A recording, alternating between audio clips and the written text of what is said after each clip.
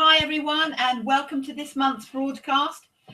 After a successful first run at our new format with featuring Phil Whittle from Sweden, we're good to go again tonight. If you missed last month's session, then I just want to remind you that we've got a new and improved way for you to ask questions. So you should see on your screen in the top right hand corner a grid of 9 squares. If you click on that, you'll see a Q&A come up. And at any point during tonight's talk, you can click on that and type a question in. That will then appear on the screen for everyone to see. If you're watching this live, you also have the chance to upvote questions. So you'll see questions appear asked from whoever, and you just click on the one that you want to see asked or hear asked, and that will go up the board for us. So on to tonight's hot topic, we've got fighting for small wins. And to take us through this, we've got the fabulous Tim Simmonds. Let me just say one more thing. If you you can't work out the Q&A bit on the grid, then please message us on Twitter at BroadcastCP, and they will magically appear on the screen for us. So, Tim Simmonds, before I hand over, let me say this, that Tim and Vicky moved to Manchester about 6 years ago with their 2 girls. This was primarily because Tim felt called to Manchester, but also to the adventure of church planting. In his spare time, he watches movies, hangs out with his family, and supports, yes, Woking Football Club. So he currently works for Christchurch, Manchester, and for the next 30 minutes, Tim, it's over to you. Please keep those questions coming as he talks. Thank you. Wonderful. Thank you very much, Hannah. Great. Well, I'll just plow on straight in. Hannah will feel free to ask questions if she wants to, or if any good questions come up and we feel that'd be good, or we'll just wait till we get to the end and see how we get on. So yeah, today I'm going to talk about this idea of fighting for small victories. And recently I heard a church planter, or I saw them on Twitter actually, bemoaning the fact that they only had 15 people in their core team. And they were frustrated, the number of people they had. They were frustrated that no one had become Christians yet. And he felt like he had no momentum at all in his church planting endeavor. And actually, I felt sad for him. I felt sorry for him because actually he'd done a huge amount of things. He'd moved to a new city, which was actually in a different country, so they're very different culture. And in doing that, he'd managed to gather 15 people. And it felt like to me, as he talked or as he tweeted, that his perspective on succeeding and failing were wrong. They were out of sync, actually. And it seemed to me like he had a very big vision, but had no small vision, if that makes sense. So he could understand the power of big victories and the big success and the things that all of us hope and dream for. And maybe some of the church planters who can sell books will tell us are possible. But he actually had no understanding of the smaller victories that you need to have in order to get there. So tonight, really, I want to just talk about the first few years, or the first phase really of church planting. And really that's when you go from a tiny group of people, so maybe just the first family or the first person or the first couple, to the slightly larger group of people. So perhaps it would be the 0 to 30 phase, or 0 to 40, that kind of the first few steps that you need to make, which can take a few years depending on how things go, or it can go quicker. I'm not just talking about numbers of people or gathering that crowd or bums on seats, but actually how we define success, how we define failure, how we articulate vision in those early days. And that sense of what vision is for the first phase. How do you create a really big hope for the future that make you excited personally, that make your church, maybe your core team, how you get them excited, how you get them on board, how you get them working really hard to make the big thing happen. And I always feel like this is something that's really easy to get wrong, and I certainly got wrong. And you can end up demotivating yourself, even demotivating your own people. And so in this a little bit, I'm going to kind of talk about this in terms of my own journey. Sometimes that's the easiest way to talk about it. And it took me a while to work out what the best way, or how the best way to articulate even what we were attempting to do as a church plant, and a while to work out how you do that, how you actually articulate a really good vision, something that's compelling, something that's positive, something that's really kingdom focused, and how you keep very positively on that when maybe there's only one front room full of you, there's only that initial small group, how you can do those things. And I think personally that I grew up, like in terms of maturity, a lot in the church planting process. I learned a lot about myself, perhaps more than anything else, and my own self-awareness, even my own gifting. And in those initial phases, you really find out a great deal about who you are, about what you're even capable of. So when we moved to Manchester about 6 years ago, we came with a big vision, a big hope, and everybody should do that. When you go to church plant, you should have these grand, huge ideas, and our friends and other people would be very kind and would say encouraging things to us about what they thought would happen. And there's the usual stuff. I'm sure there'll be a big church, and I'm sure many hundreds of people will get saved, all those sorts of things.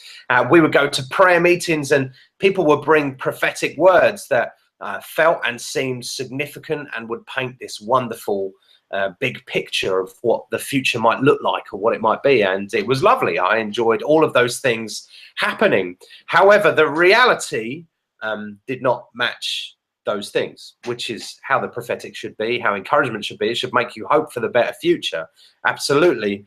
And I remember at one point, I think we were about 3 or 4 months in, and I decided that I was going to do a vision talk at our new church plant, which is always a slightly challenging thing to do if you're a church of thousands of people or a church of just you and your family. And I decided I was going to do this vision talk. And at the time, we were meeting on a Sunday evening in a bar in South Manchester.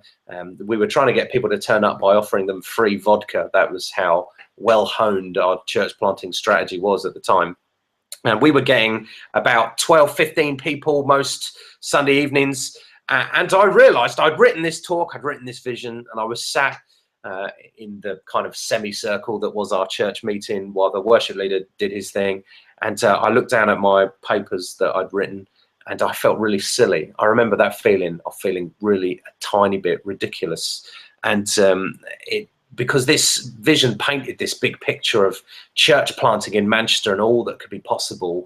And I remember looking around this group of people and thinking that most of them were there because I had harassed them, hassled them, kind of continually badgered and invited them to be there. And they were there really to do me a favor. That's kind of what church planting is a little bit like, at least it was for me at that stage. People were there because of me more than any great vision.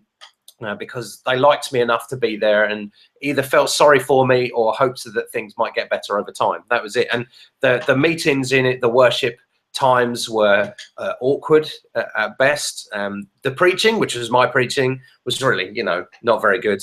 And the room we were in was the top floor of a vodka bar, which was cold in the winter, boiling in the summer, dirty. The air conditioning used to drip on you, all these sorts of things. And we were a brand new group of people, and nobody knew each other very well. And I remember looking around this room, looking at this vision that I had written, and I felt silly. I couldn't get my head. I couldn't match this big thing with the reality of what was going on in the grounds, which would say a huge amount about me at that point. And I realized that I had written, at least, or was wanting to articulate something that was just too big. Okay, it was too big a vision. So let me explain what I mean by that before I get stoned for heresy. And I began actually to kind of do battle within myself about what vision was in this kind of church planting stage. How do you have vision for something better? And at the same time, how you measure success. And I began to realize that I had spent my time talking about this big thing, churches of hundreds or thousands. And in doing that, I was kind of setting myself up for failure in a funny way. And even to say things like, we believe God is going to change the city, or we're going to take the city, or you know, those sorts of quite grandiose statements and pronouncements. Actually, I found them to be troublesome in myself. They made me uncomfortable. They made me unsure of myself. They made me a bit, I just felt really odd about them. And now there are church planters in the world who have a bigger gift than I do, or more gifting, more ability. They've maybe planted more churches, and so by the time they've done it a few times, they have perhaps more resources, they have more people with them, they have more profile, all of those things. And then those bigger, bolder visions are entirely appropriate and very good, and people can make that work. But for me at that point in time, and probably for the majority of people who plant a church, we don't have those things. And there isn't the credibility that perhaps you need for a bigger vision. And the credibility issue was in me. It was in my own head more than anything else. People were quite happy to sit and listen to me pontificate on the possibilities in the future. But actually in my own head, there was a confidence and credibility issue. And also, I really thought that this idea of the big vision, the big thing, actually gave me big potential to fail. It made it much easier to miss a target. So if I could only talk about hundreds and thousands, or if I could only talk about a whole city being changed, or a generation being changed, or something like that, and anything after that we didn't quite match it, then I would be in trouble, at least within myself. And that's quite a, so then I was second guessing myself the whole time.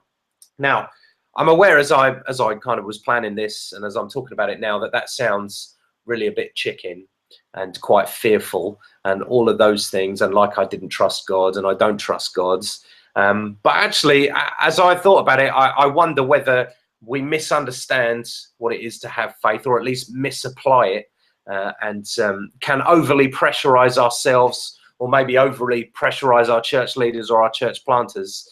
And in this whole process, I realized I was comparing myself to how other people had planted churches, or other church plants, and all of those things. And in every comparison, I was losing. Okay, I was the idiot brother in these things. It wasn't working for me. So really, the big vision that I thought I had was not matching up to any sense of reality or day-to-day life.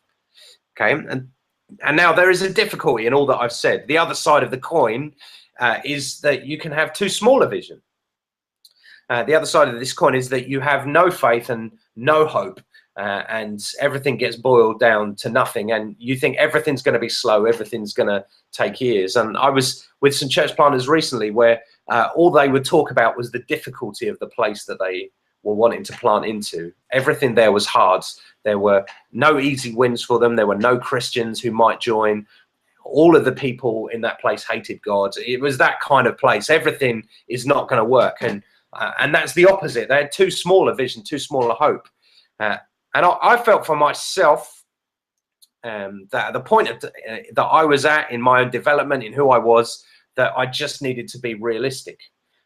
So when I met new people who were interested in joining, for me, it felt very unrealistic to talk things up too much, to make it this big church, this big hope. And I kind of flipped into a negativity. So when anybody would say, oh, what's your hope for the church? What's your vision? Where do you want to be in the next few years? The best I could come up with always ended with me saying, yeah, but there's only 15 of us at the moment. And you'd end up talking yourself out of it. And I lost my confidence. So it got to the point actually where people were saying, what do you think is going to happen? How do you think we're going to go? And I would just say, we want to exist at Christmas. That's my great vision.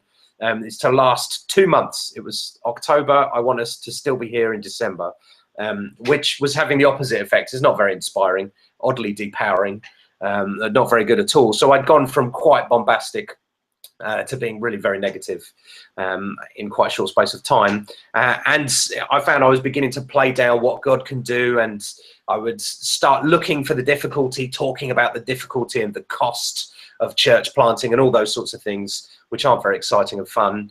And I think I was beginning to get my excuses in early, is probably what was happening. And I realized that there are some fundamental truths in church planting that sometimes we don't like to talk about, but there's kind of a bottom line in church planting, isn't there? Really, you need people to join. So numerically, the thing has to grow. It just has to grow.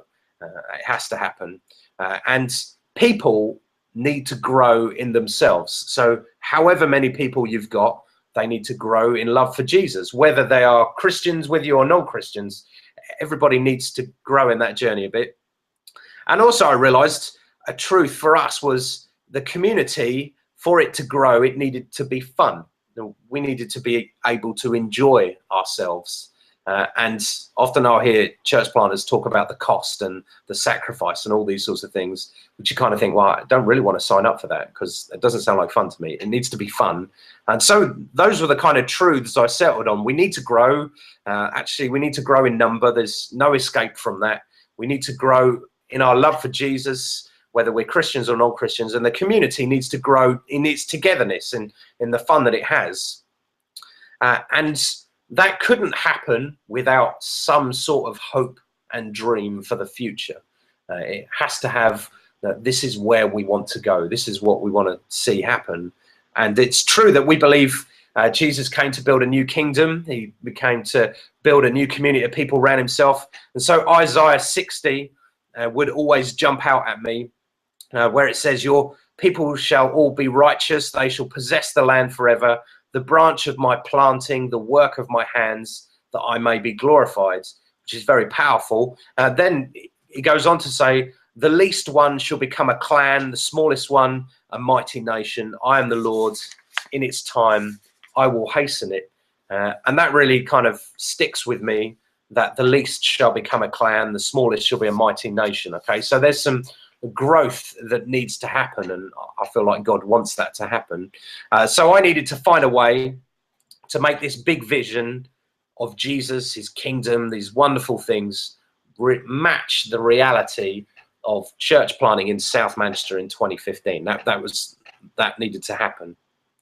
So I realized I needed some confidence in myself, and that vision actually needs some confidence.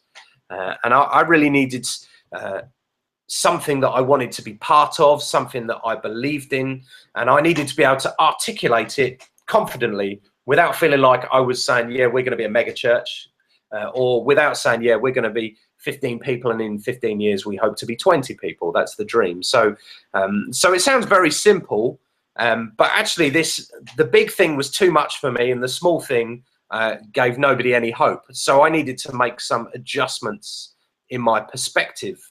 And really what it boiled down to is I wanted to be able to celebrate with our community some wins. We needed some victories, and we needed to know how to do that. And when there's 15 of you, or that kind of small first group, you need to make the victories and the wins quite simple.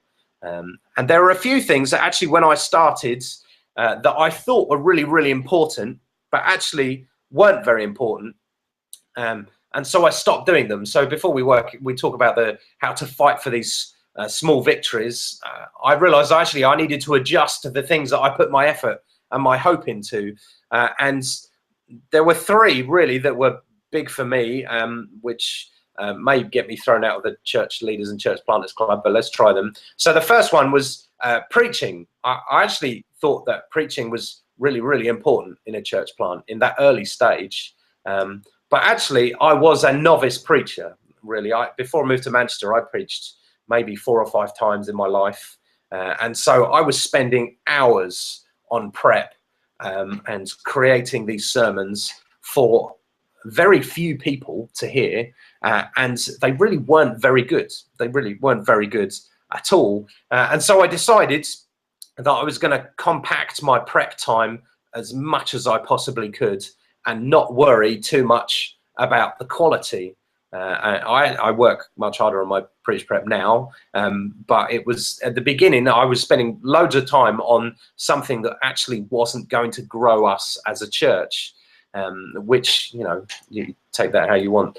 And then I also decided that in terms of the actual quality of the meeting, And this was a hard thing to learn. So things like the worship and things like that, it was just really difficult to do those things well, because it was just difficult. You could have a good worship leader and not very many of you. And some evenings, if 3 or 4 people couldn't turn up, there could be 8 or 9 of you standing in a circle in a room that could fill about 50 or 60. And it would just feel really uncomfortable. So instead of worrying about it, I just decided that it would be funny. So we would have humor about it instead, and we'd let lots of people have a go at it, and we wouldn't worry about it too much. And that was an important moment for me, actually. And then the third one, and this one gets me in trouble on occasion, is that I decided that evangelism actually wasn't as important as I thought it was. Okay, and that really could get me thrown out of the Church Planters Club. So my rationale behind it is that I'm not very good at it. I'm genuinely rubbish at evangelism. I've tried on numbers of occasions, and I seem to be able to ruin the conversation. There are open goals and I'll miss. I'm just not very good at it. So I realized that what I needed to put my effort into was actually that team of people, and growing that team, and in the hope that some of them would be much better at it than I was. And thankfully there were people there who were much better at evangelism, the sort of people who can have lunch in a public place with their Bible open and, you know, have talked to 4 or 5 people by the end of lunchtime. When that happens to me, nothing happens. So I decided that I needed to change what I did with my time and where I put my effort. And so I decided I was going to focus on some other things instead, so that I could fight for these small victories, so I could get some wins under our belt and build some momentum. And what I realized was going to help us was that I needed to be a networker. That was the thing I needed to become good at. So I would have coffee and tea and meet as many people as I possibly could. So if I heard rumor that there was somebody moving into the city who was looking for a church, I would get that person's phone number and I would call them out of the blue. They would never have heard of me, and I would just phone them up, tell them what we were doing, ask them to meet for a coffee, and I would just spend a lot of time doing that. Any opportunity that I could have to talk about us as a church with anyone, I would do that. And there was even one guy who cold called me. He was a cold calling salesperson. And I managed to convince him to have coffee with me and talk about church. And what I discovered is every time I did this, the meeting would lead to another contact. Something else would come up. And I found this, I'd learned this in a job I had years ago. When I think I was at university, I did some telesales myself. I think I sold family photographs or something terrible like that. And you realize that when you made one sale, that the whole point of the sale was that you had a happy customer who gave you 6 other phone numbers, and then you'd phone their friends, and that's what you would do. And so I was meeting people and doing my best to be friendly and likable, and then would meet as many other people that they knew. And I would meet anyone that wanted to talk to me. I was stood up any number of times. I would wait for ages to meet people. I would always take a book with me in case nobody showed up so I could read something. And that's what I would do. And actually I found, having said I was rubbish at evangelism, that I would end up spending time with lots of non-Christians as well in these situations purely by accident. It would happen. So there you go. Maybe I wasn't as bad as I thought. We also decided the second thing we do. So firstly, I become a networker. So I would find victory in getting a coffee with someone. That would be victory. And if I could get them to come along to a church meeting or even to consider us as a church, for me, that was a victory and I celebrated it. The other thing we would do is we made our home a community hub. So when we moved up, me and Vic, the 2 girls were 2 years old and about 8 weeks old, and they were pretty young. But if there was any excuse for a meal, for a barbecue, for a fire pit, for a party, for anything, we would do it. And when your kids are young, these things are tiring. Your house is a mess, and the idea of having either, if one of you's been with the kids all day or one of you's been at work, and then having to make food for multiple amounts of people, it was, it's kind of hard work, but we would do it as often as we possibly could. And again, we would have people around our dinner all the time, or around our house for dinner all the time. Some people would turn up, be lovely. We would never see them again. We would text them, nothing. They just completely blank you.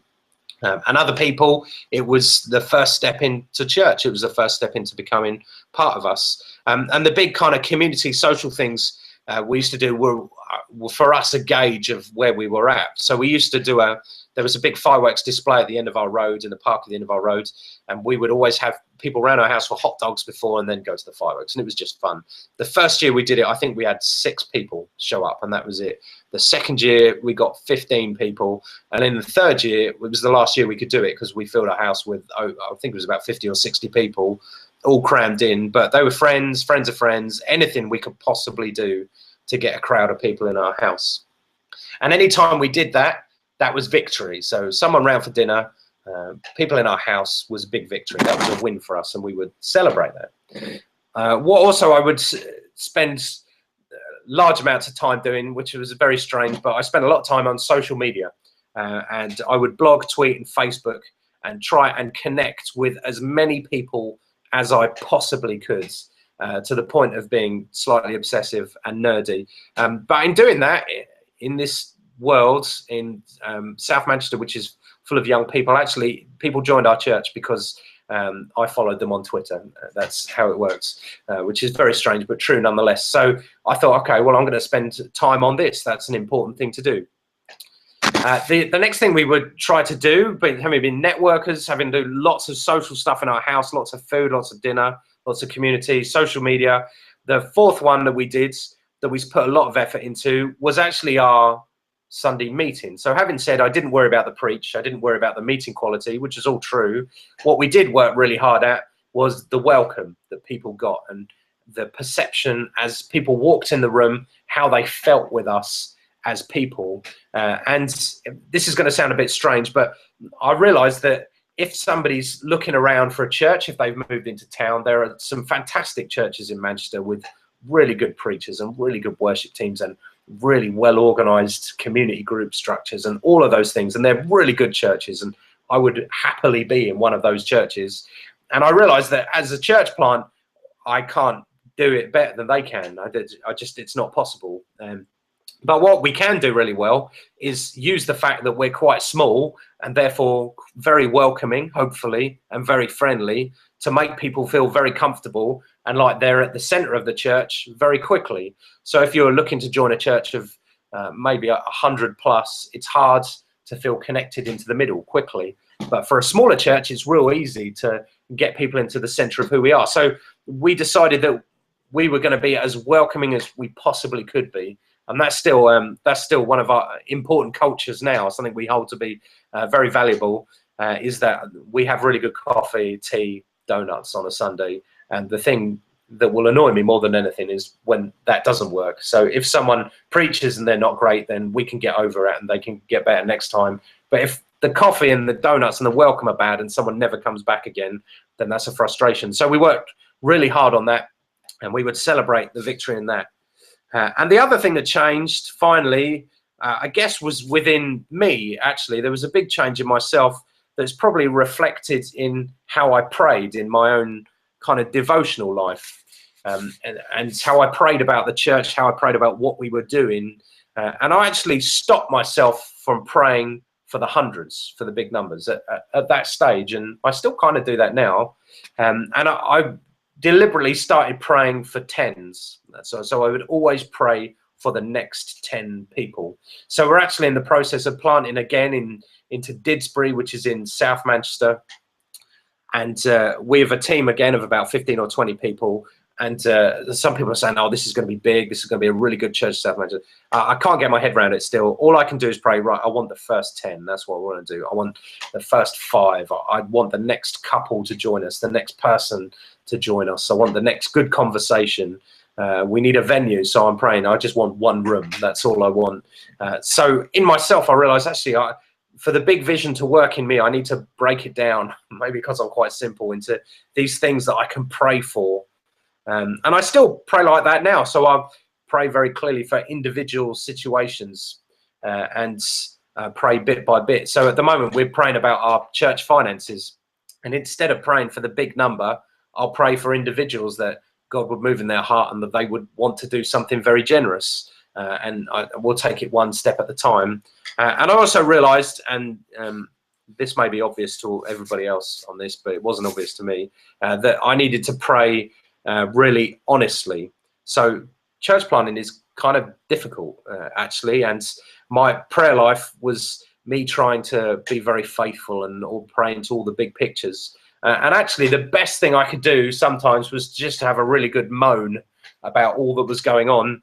And in that moment, God would be very kind with me and help me to find the hope in it, help me to find him in it, and all of those things. So I would start praying very honestly.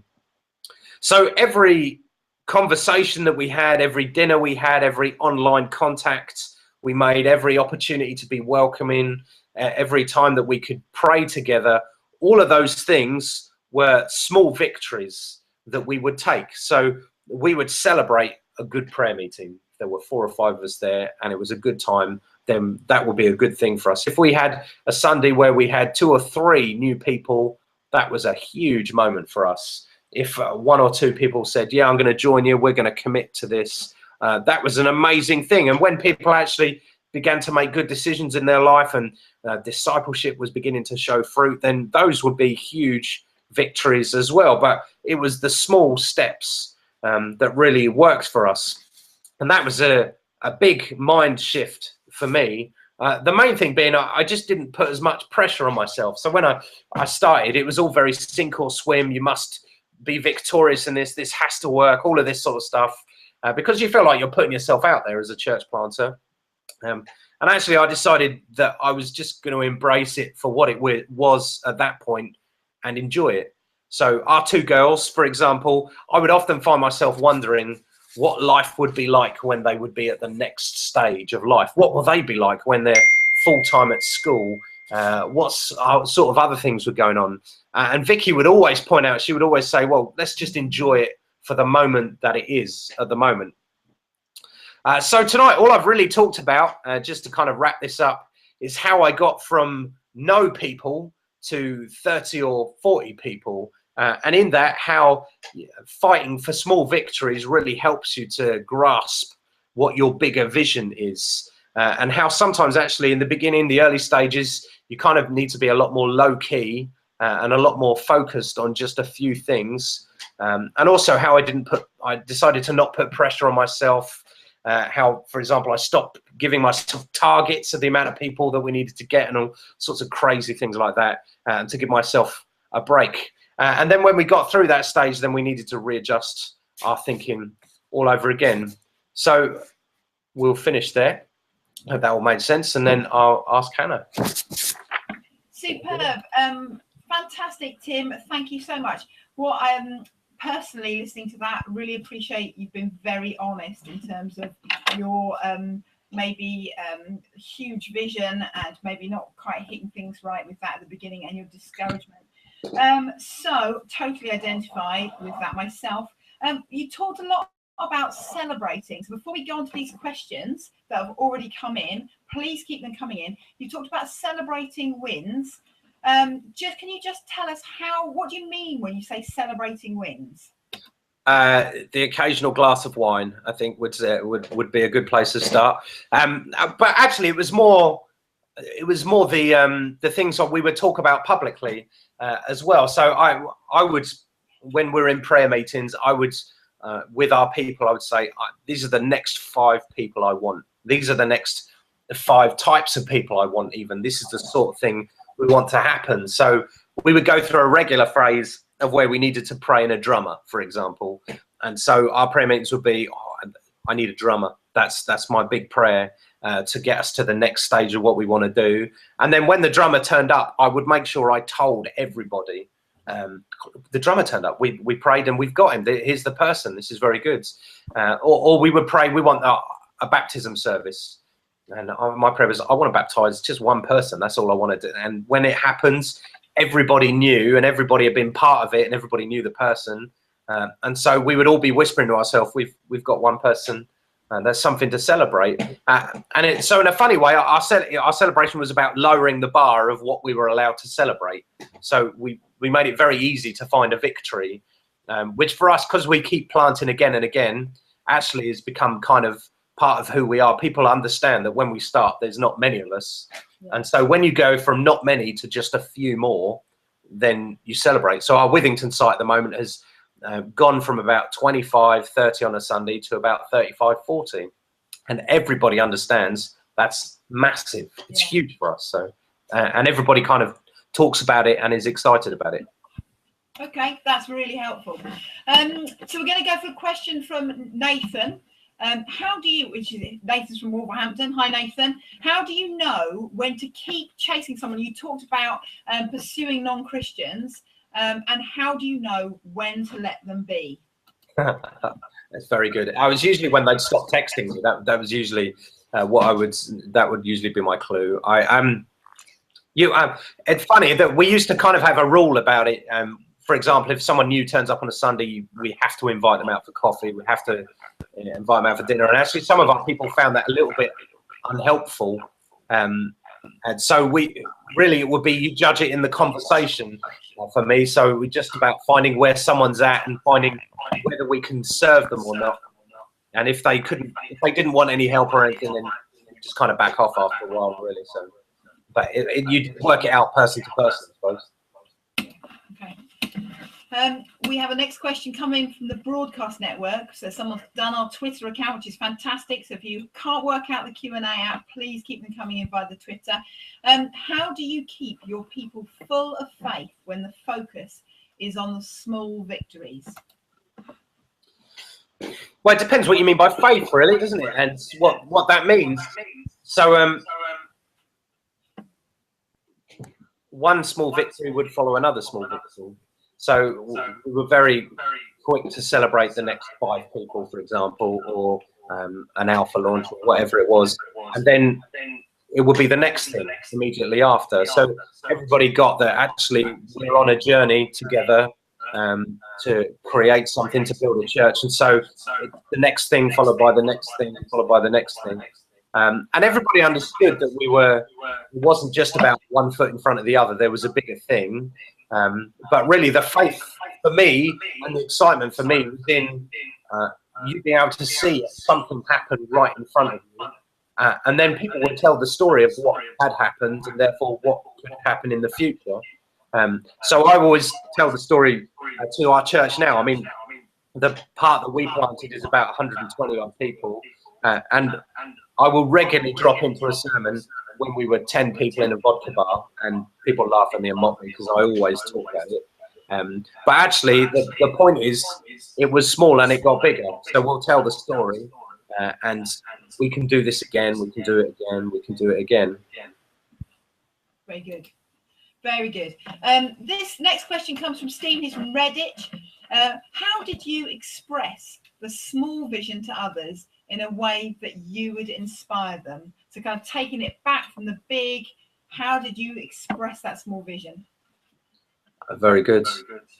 I think a strange realization that I came to for myself was in the early stage, when there's really not many of you, what you needed more was for people to actually quite like being with you.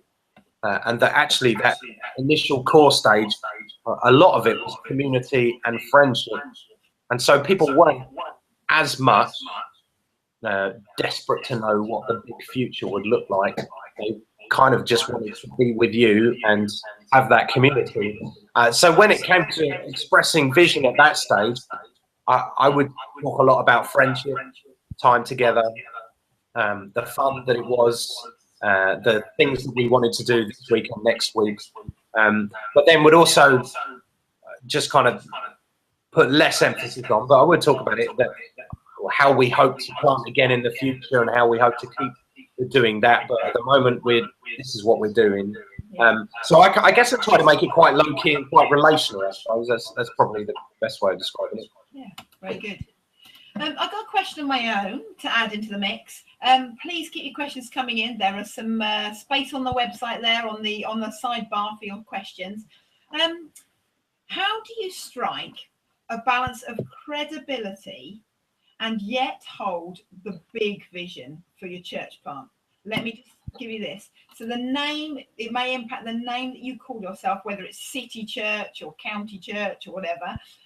The website, because obviously a lot of people want to set up a website pretty super quick, and using stock photos or people clicking on a website, and you can portray something that you want to be, and when they turn up, obviously they're like, hang on a minute, they're where all these beautiful people.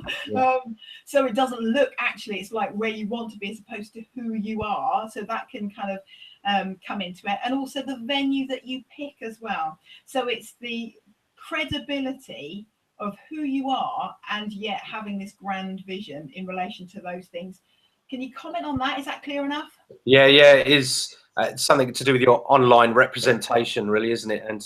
And that's a good question. Hannah, do you want to mute yourself while I'm talking? You keep echoing back at me. Is that all right? Thanks, mate. Let me think. For us,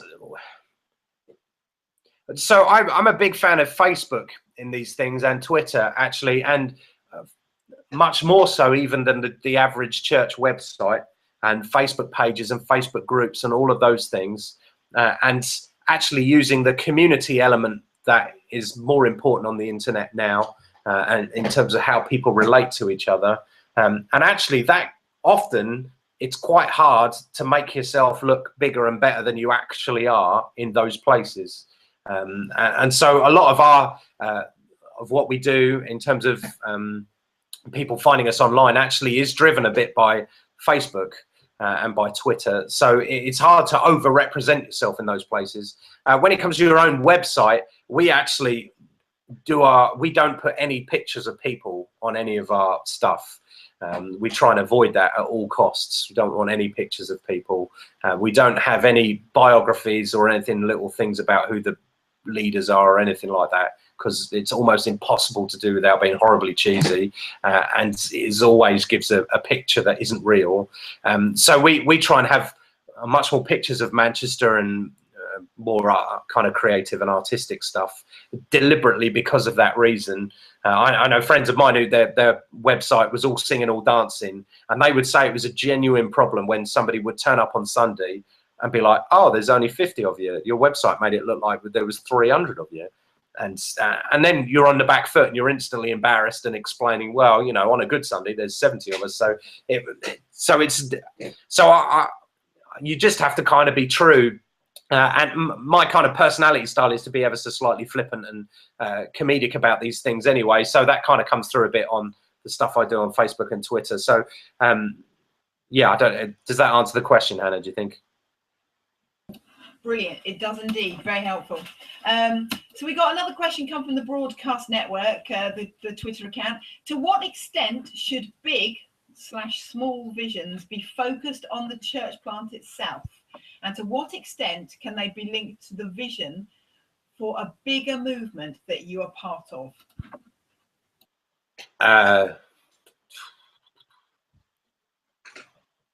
That's a good question. I think I try and think about the reality of the new person that joins you for the first time. What do most people want to connect with and interact with as a church? Do most people feel connected to the bigger movement? So we're part of a movement at church called Catalyst or New Frontiers.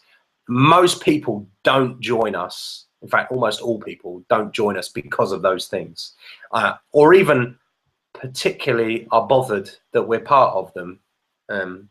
So what the vision of Catalyst and New Frontiers is, for example, that bigger movement, it doesn't really have any weight with people that join us. The most people that join us find us, if they're Googling church in Manchester or Alpha in Manchester, tends to be the big things that people find us, or their friends have brought them along.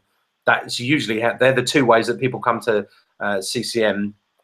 Bez, and I don't think I'm ever asked, are we part of a bigger group of churches? I don't think it ever occurs to anybody to ask me. So we never do that. Even when we were small, we wouldn't try and use something bigger to make ourselves look better, because again, you might end up messing with what's real and what's not real. You try and use something that's very big to make yourself look bigger, but somebody either turns up on a Sunday or has a conversation with you, they realise you're still only 15 people. So so we've never used any of the networks we're part of to help us particularly.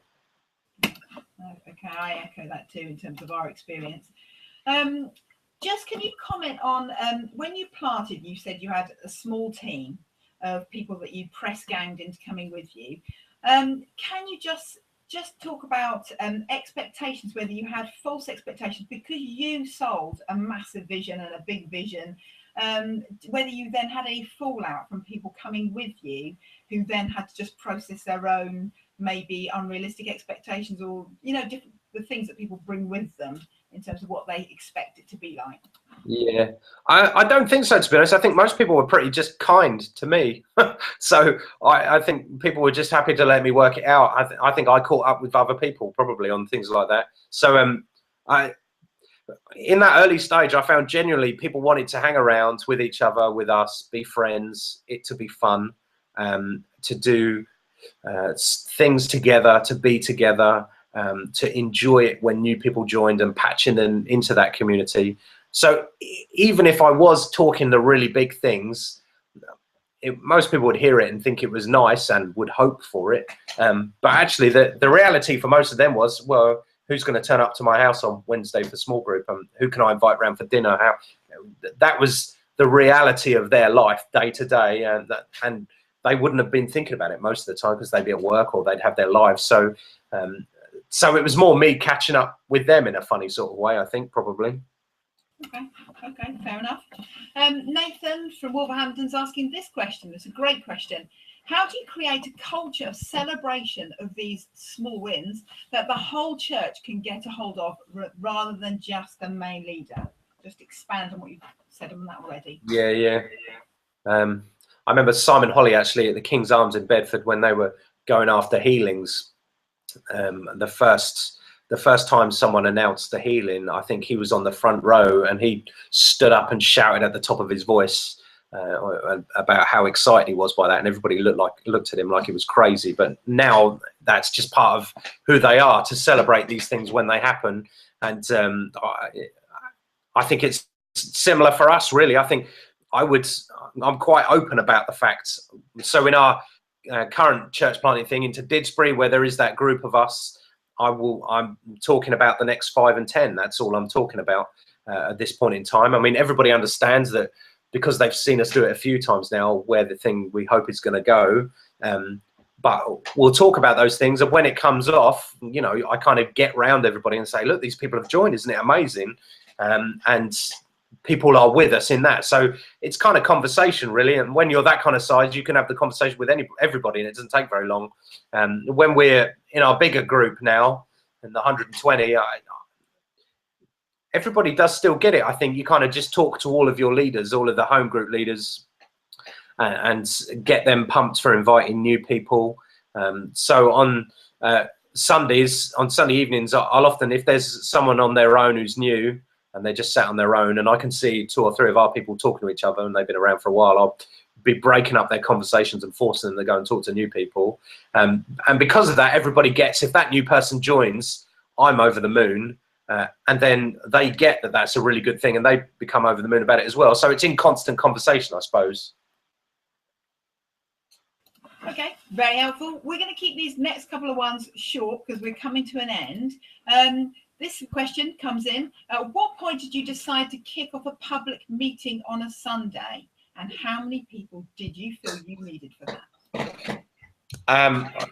This is the way that we decided to do it, which doesn't mean it's necessarily the way that everybody should decide to do it. And if Phil Whittle was here from Sweden, he would disagree with me quite strongly. And he might be right, I don't know. But we decided that we would start a public meeting as soon as, so we moved to Manchester in July. We started a public meeting in September. Because we just wanted to start. I was brand new to the city. I didn't know very many people. It seemed like the only way I could meet people was if I had something to invite them to. So we just started the meeting. So but effectively we had 6 or 7 people and we started a meeting. And I managed, for the first one, I think I managed to rally a crowd of about 20 from just people that I'd met. And then the week after there was about half that number, and that's where it stayed for a while. But we just started as soon as we possibly could. I had one guy that could play guitar. He could just about sing. And that was enough. It just gave us something to invite people to. That's all we needed. So we started as soon as we possibly could. Okay. And we're going for the theological one at the end here. If you can answer this one quite succinctly. Can non-Christians love Jesus? You referred to that earlier in your talk. Can non-Christians love Jesus? Well, I think what I said is I can move them, that everybody needs to grow in their love for Jesus. So my thinking was we would have non-Christians with us and that they could grow towards loving Jesus is what I meant, really. So we always have non-Christians with us, and often they belong to us as a church before they believe in Jesus. We've seen that time and again. So that's really what I meant, I think. Yeah, superb. Well said. Well, that is going to be the end of this session, tonight's broadcast. Just want to thank everyone that's tuned in and asked questions, because obviously that's what makes it so successful. Tim, thanks for being very honest and sharing your heart and encouraging us this evening. Thank you. Fab. The next broadcast, guys, is on Thursday, the 12th of November, and kind of following on from the Fighting for Small Wins, we're having Chris Taylor, who's going to be talking of dreaming of big wins. So that's a follow-on from this one, and it's on the 12th of November. Thanks for listening. Have a great rest of your evening, whatever you're doing. See you next month.